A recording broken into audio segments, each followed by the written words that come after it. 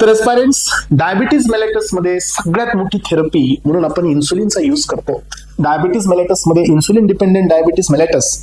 So हा जो disorder आहे एस्पायरंट्स, मेटाबॉलिक डिसऑर्डर आहे, तर याच्यासाठी आपण इन्सुलिनची थेरपी देतो. मग ऍक्च्युली इन्सुलिन म्हणजे काय? इन्सुलिन हा एक आपल्या बॉडीमध्ये प्रोड्यूस होणारा बीटा पॅनक्रियाटिक हॉर्मोन आहे. बीटा सेल पासून सिक्रेट होणारा हा एक पॅनक्रियाटिक हॉर्मोन आहे. तर या इन्सुलिनचा इफेक्ट आपल्या बॉडीमध्ये असतो ग्लुकोजला ऍक्टिव्ह करणं. आणि जर हे इन्सुलिन अवेलेबल नसेल तर आपण एक्स्ट्रा इन्सुलिन देतो वाया सबक्युटेनियस रूट, आणि मग ती प्रोसेस ही आपल्या बॉडीमध्ये प्रोसीड करते. मग ऍक्च्युली इन्सुलिनचा स्ट्रक्चर काय, इन्सुलिनचं सिंथेसिस काय, इन्सुलिन हे कसं तयार होतंय, तर हे पहा. इन्सुलिन हे बीटा पॅनक्रियाटिक सेल पासून सिक्रेट होणारा हॉर्मोन आहे.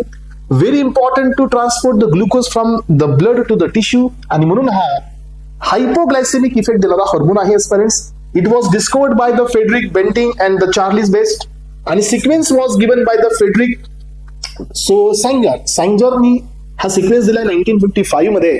सो इन्सुलिनचा सगळ्यात प्री फॉर्म असतो, that is secreted from the beta sale, pre pro insulin having the 110 amino acids. So 24 amino acid इथून स्प्लिट होतात. Then enzymatically non enzymatically getting converted into the pro insulin having 86 amino acids. Again enzymatic conversion होतं proteolytic, so इथून 35 amino acid split out होतात. Then you will get the insulin having the 51 amino acids. 51 amino acids मध्ये आपल्याकडे दोन chain आहेत, chain A and chain B. Chain A having 21 amino acids and chain B having 30 amino acids. आणि ह्या दोन्ही chain एकमेकाला S S बॉन्डनी या ठिकाणी अटॅच असतात, that is called as a disulphide bond.